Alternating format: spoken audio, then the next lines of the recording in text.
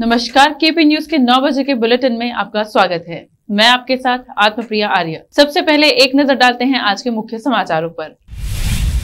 बीदर शहर में भाजपा का समावेश संपन्न, केंद्रीय मंत्री भगवंत खुबा ने किया उद्घाटन।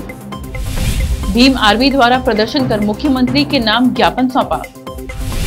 बेंगलुरु हवाई अड्डे पर बम की धमकी, पुलिस विभाग कर रहा है जांच। कर्नाटक में बारिश, 9 की मौत, एनडीआरएफ की 4 टीमें होंगी तैनात, मंत्री आर अशोक ने कहा। हम चाहते हैं कि प्रियंका गांधी दक्षिण पर भी ध्यान दे, शिव कुमार ने बताया। जुबान फिसलने नहीं देना है, पीएम नरेंद्र मोदी ने भाजपा नेताओं को दी नसीहत, टास्क भी सौंपा। 6 करोड़ आबादी वाला फ्रांस राफेल बन रहा, 130 करोड़ का देश मंदिर मस्जिद खोद रहा, शिवसेना।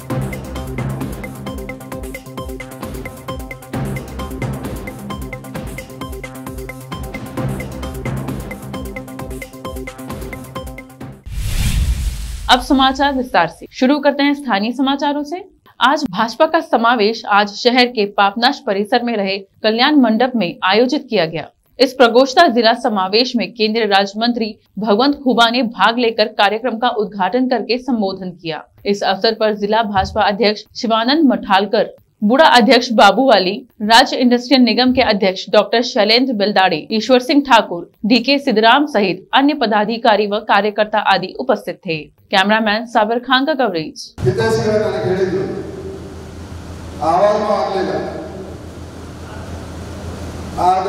तदनंतर राज्याध्यक्षರು ನನಗೆ ಫಲಾನುಭವಿಗಳ ಪ್ರಕೋಷ್ಠದ ರಾಜ್ಯ ಸಂಚಾಲಕರನ್ನಾಗಿ ನೇಮಕ ಮಾಡಿದಾಗ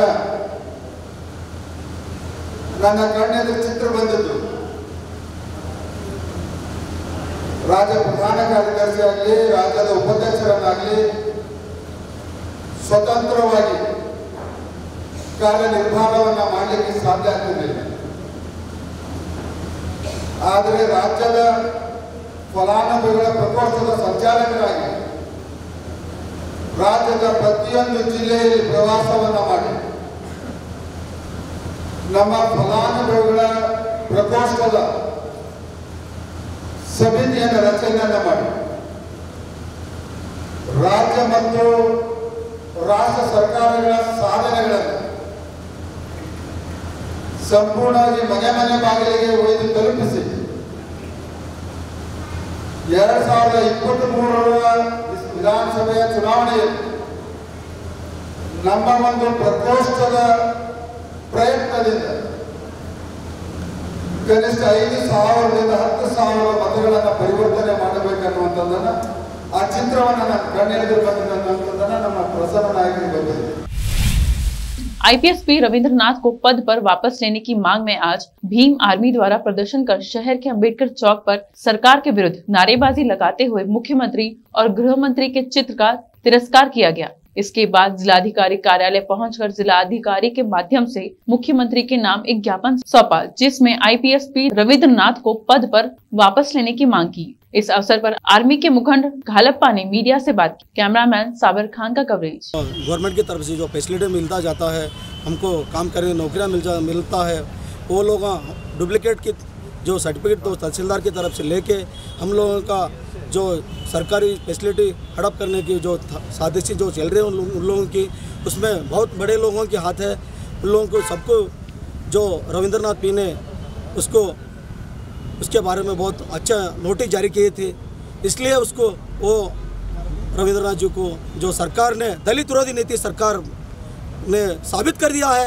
इसलिए बीदर में भीम आर्मी की ओर से हम सब लोग आज डीसी ऑफिस के सामने जो सीएम को एक मेमोरेंडम दिया है, जो कितना जल्दी हो सकता है उतना जल्दी पी रविंद्रनाथ जी को वही स्थान के ऊपर ला के खड़ा करना बोल के मैं चाहता हूँ।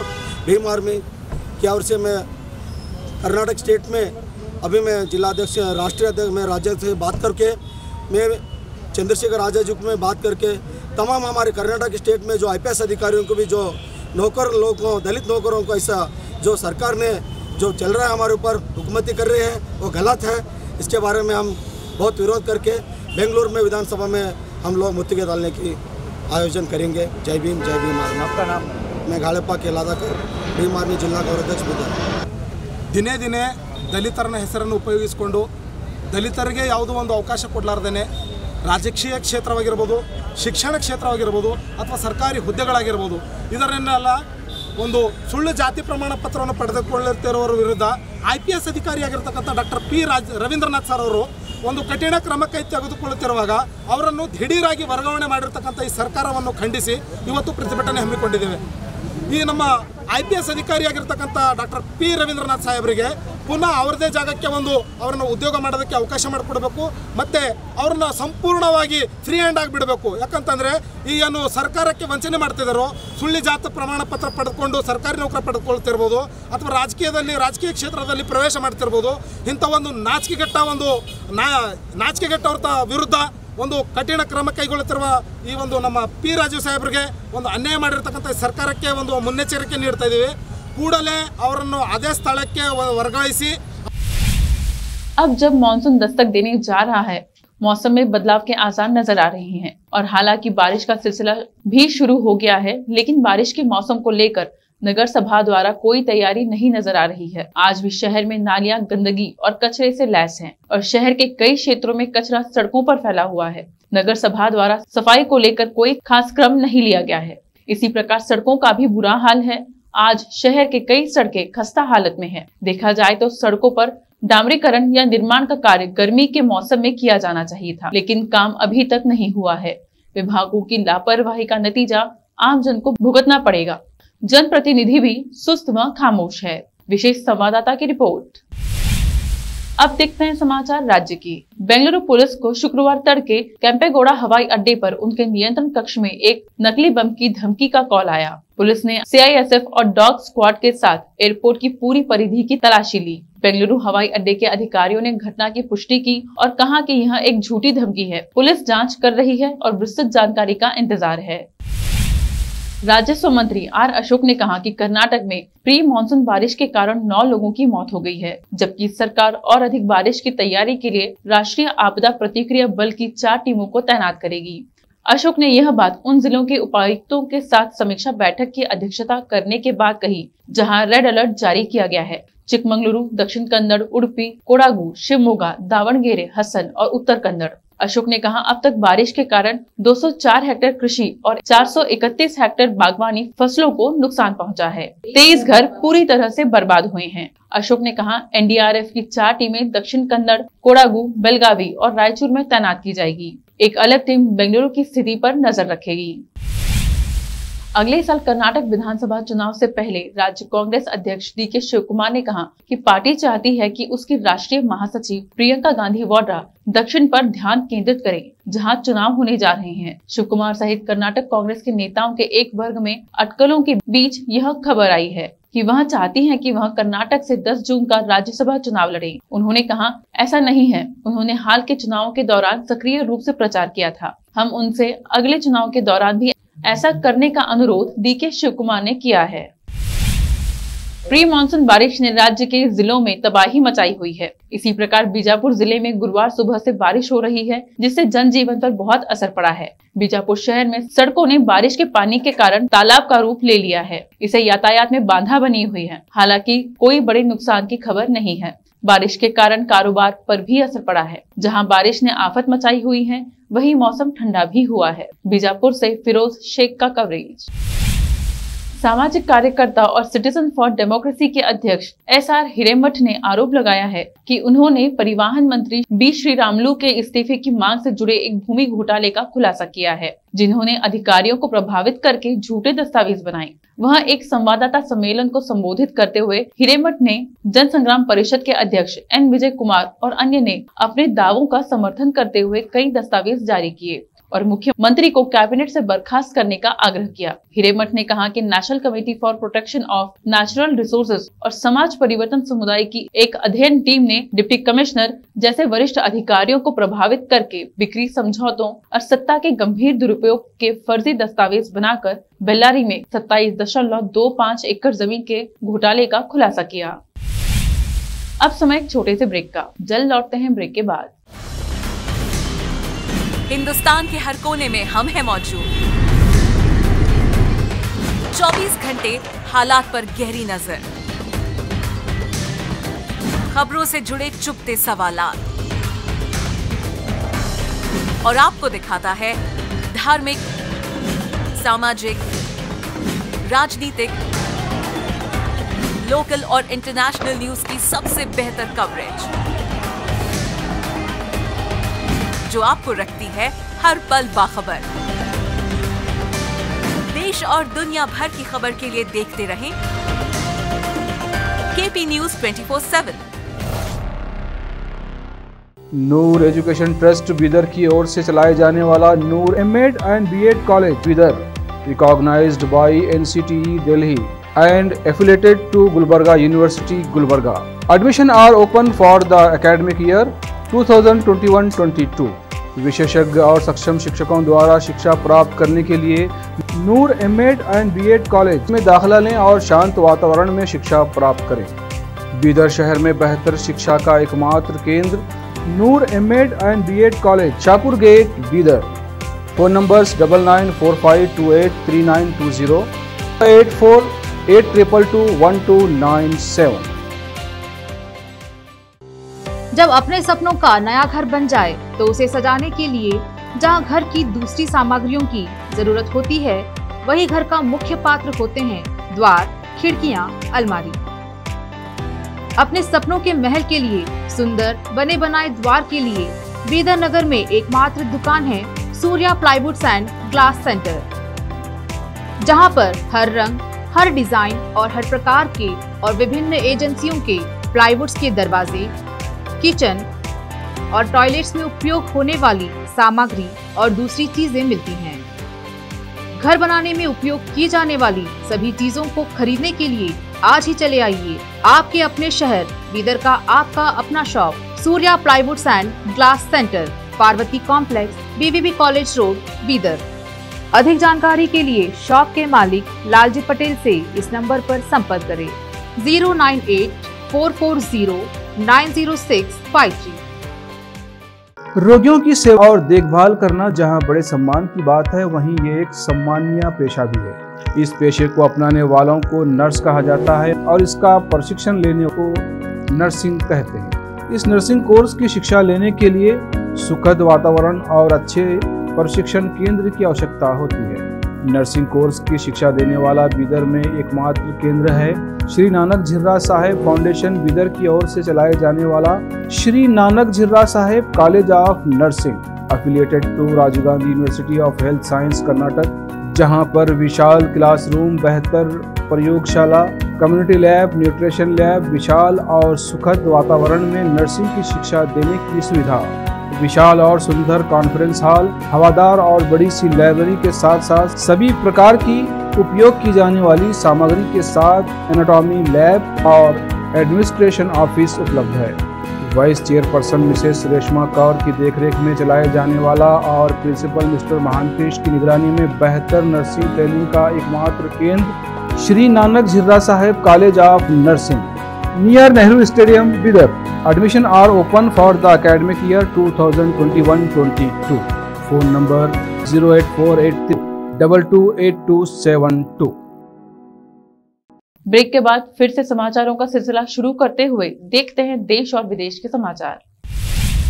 भाजपा की राष्ट्रीय कार्यकारिणी बैठक को संबोधित करते हुए पीएम नरेंद्र मोदी ने शुक्रवार को बड़ी नसीहत दी। उन्होंने कहा कि हम सभी लोगों को विकास के मुद्दे पर डटे रहना है और कोई कितना भी भटकाने की कोशिश कर ले, हमें उनके जाल में नहीं फंसना है। इसके साथ ही उन्होंने नेताओं और कार्यकर्ताओं को वाणी पर भी नियंत्रण रखने की नसीहत दी। प्रधानमंत्री ने कहा, जुबान को इधर उधर फिसलने नहीं देना है, कोर मुद्दों पर काम करना है, हमें कभी भी भटकना नहीं है। मैं आपको सतर्क करूंगा कि आपको विकास से जुड़े मुद्दों से भटकने की लाख कोशिशें होंगी, लेकिन आपको देश के विकास के विषयों पर ही टिके रहना है। इस दौरान नरेंद्र मोदी ने एक बार फिर इकोसिस्टम की बात की। उन्होंने कहा, हम देखते हैं कि कुछ पार्टियों का इकोसिस्टम देश को मुख्य मुद्दों से भटकाने में लगा है। हमें कभी भी ऐसी पार्टियों के जाल में नहीं फंसना है। शिवसेना ने ज्ञानवापी मस्जिद मामले को लेकर भारतीय जनता पार्टी पर निशाना साधा है। मुखपत्र सामना में प्रकाशित संपादकीय के जरिए शिवसेना ने कहा कि इन मुद्दों के जरिए ही भाजपा 2024 लोकसभा चुनाव इन मुद्दों पर लड़ेगी। साथ ही पार्टी ने भारत की तुलना फ्रांस से की है और काशी मथुरा मामले को लेकर कश्मीरी घाटी में हिंदू पीड़ितों के दमन का मुद्दा उठाया है। शुक्रवार को सामना हिंदी में प्रकाशित संपादकीय के अनुसार 6.5 करोड़ जनसंख्या वाला देश फ्रांस राफेल बनाकर हमें बेच रहा है और 130 करोड़ लोगों का देश रोज मंदिर मस्जिद और अवशेषों का उत्खनन कर रहा है। इसी को कुछ लोग विकास समझते होंगे तो उन्हें साष्टांग दंडवत। इस दौरान पार्टी ने काशी मथुरा ताजमहल जामा मस्जिद को लेकर जारी खबरों का भी जिक्र किया। पार्टी ने कहा, भाजपा के विकास का मॉडल इस तरह से चल रहा है। हनुमान चालीसा भोगा प्रकरण बहुत ज्यादा नहीं चला। हर बार कोई नई राम कहानी अथवा कृष्ण कथा रची जाती है। इसका मूल रामायण महाभारत से कोई संबंध नहीं होता, लेकिन लोगों को उकसाते रहना है, ऐसा धंधा चल रहा है। हैदराबाद में 2019 में महिला डॉक्टर से रेप और मर्डर के 4 आरोपियों को पुलिस ने एनकाउंटर में मार गिराने का दावा किया था, लेकिन इसे सुप्रीम कोर्ट की ओर से गठित किए गए पैनल ने फर्जी करार दिया है। पैनल ने शुक्रवार को सुप्रीम कोर्ट को रिपोर्ट सौंपी और 2019 में हुई मुठभेड़ को फर्जी करार दिया। इसके साथ ही एनकाउंटर में शामिल 10 पुलिस अधिकारियों के खिलाफ हत्या का केस चलाए जाने की भी सिफारिश की। पैनल ने कहा कि पुलिस की ओर से दावा किया गया था कि रेप और हत्या के आरोपियों ने उनसे पिस्तौल छीन ली थी और भागने का प्रयास किया था, लेकिन ये गलत पाए गए हैं। पैनल ने कहा कि पुलिस की ओर से किए गए दावों पर विश्वास नहीं किया जा सकता और मौके पर मिले सबूत भी इसकी पुष्टि नहीं करते हैं। रिपोर्ट में कहा गया कि पुलिस कर्मियों ने जानबूझकर गोलियां चलाई थी और उन्हें पता था कि ऐसा करने पर उन लोगों की मौत भी हो सकती है, इसलिए यह एनकाउंटर फर्जी है और पुलिस के दावे गलत प्रतीत होते हैं। कांग्रेस ने पैंगोंग झील के निकट चीन द्वारा दूसरा पुल बनाए जाने संबंधी खबरों पर भारत सरकार की प्रतिक्रिया को विरोधाभासी करार देते हुए शुक्रवार को कहा कि इस तरह के बयान से कुछ नहीं होगा और प्रधानमंत्री नरेंद्र मोदी को राष्ट्र की रक्षा करनी चाहिए। पार्टी ने सरकार से यह सवाल भी किया कि क्या चीन द्वारा पैंगोंग झील के निकट अवैध निर्माण किया जाना भारत की भौगोलिक अखंडता पर हमला नहीं है। पूर्वी लद्दाख में पैंगोंग त्सो के पास चीन द्वारा दूसरा पुल बनाने की खबरें आने के एक दिन बाद विदेश मंत्रालय ने गुरुवार को कहा था कि खबरों के अनुसार जिस स्थान पर निर्माण कार्य किया जा रहा है वह क्षेत्र दशकों से उस देश के कब्जे में है। विदेश मंत्रालय के प्रवक्ता अरिंदम बागची ने साप्ताहिक प्रेस वार्ता में यह भी कहा था कि भारत की ऐसी घटनाक्रम पर नजर है। केंद्रीय गृह मंत्री अमित शाह के शनिवार से अरुणाचल प्रदेश के 2 दिवसीय दौरे पर जाने की उम्मीद है। 21 मई से 22 मई तक पूर्वोत्तर राज्य की 2 दिवसीय यात्रा के दौरान गृह मंत्री सार्वजनिक कार्यक्रमों में भाग लेंगे, विभिन्न विकास परियोजनाओं का उद्घाटन करेंगे और भारत तिब्बत सीमा पुलिस, आईटीबी और सशस्त्र सीमा बल के कर्मियों के साथ बातचीत करेंगे। रूस के रक्षा मंत्री सर्गेई शोइगु ने कहा कि मारियोपोल के अजोवस्टल स्टील वर्कर्स में छिपे करीब 2000 यूक्रेनी सैनिकों ने अब तक आत्मसमर्पण किया है। रूसी सरकारी मीडिया टास ने यह रिपोर्ट दी है। हालांकि न्यूज एजेंसी राइटर्स ने कहा है कि वह स्वतंत्र रूप से रिपोर्ट को वेरीफाई नहीं कर सके हैं। रिपोर्ट्स के मुताबिक सैकड़ों यूक्रेनी लड़ाकों ने अब तक रूसी सेना के सामने आत्मसमर्पण कर दिया है। हालांकि मॉस्को और कीव ने संख्याओं पर अलग अलग अनुमान दिए हैं। एक नजर फिल्मों के समाचारों पर। राजेश खन्ना और अमिताभ बच्चन की फिल्म आनंद का बनेगा रीमेक। अब समाचार खेल के। युजवेंद्र चहल के पास इतिहास रचने का शानदार मौका, चेन्नई सुपर किंग्स के खिलाफ कर सकते हैं कमाल। अंत में समाचार बाजार के। बैंक अकाउंट में 342 रुपए रखना है जरूरी, वरना 4 लाख रुपए का होगा नुकसान। फिर से एक नजर मुख्य समाचारों पर। बीदर शहर में भाजपा का समावेश संपन्न, केंद्रीय मंत्री भगवंत खुबा ने किया उद्घाटन। भीम आर्मी द्वारा प्रदर्शन कर मुख्यमंत्री के नाम ज्ञापन सौंपा। बेंगलुरु हवाई अड्डे पर बम की धमकी, पुलिस विभाग कर रहा है जांच। कर्नाटक में बारिश, 9 की मौत, एनडीआरएफ की 4 टीमें होंगी तैनात, मंत्री आर अशोक ने कहा। हम चाहते हैं कि प्रियंका गांधी दक्षिण पर भी ध्यान दें, शिव कुमार ने बताया। जुबान फिसलने नहीं देना है, पीएम नरेंद्र मोदी ने भाजपा नेताओं को दी नसीहत, टास्क भी सौंपा। 6 करोड़ आबादी वाला फ्रांस राफेल बन रहा, 130 करोड़ का देश मंदिर मस्जिद खोद रहा, शिवसेना।